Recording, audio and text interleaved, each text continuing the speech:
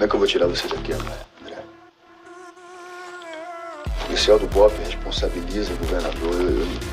Eu não sei que vontade é essa que você tem de fazer merda. Eu não vou entender Fazer isso. merda, coronel? Quer dizer que falar a verdade, defender o batalhão, fazer merda agora? Baixa o tom pra falar comigo. O senhor tava falando a verdade, Me respeite, baixa o tom pra falar comigo. Não vem você me falar em defender o batalhão.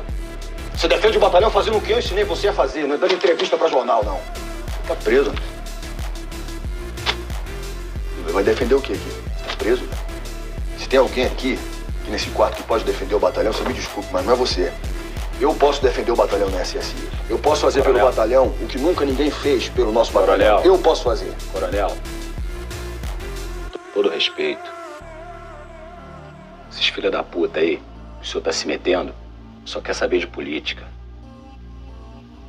A única coisa que vai mudar com o senhor lá dentro da secretaria é o senhor mesmo. Se é que já não mudou, né?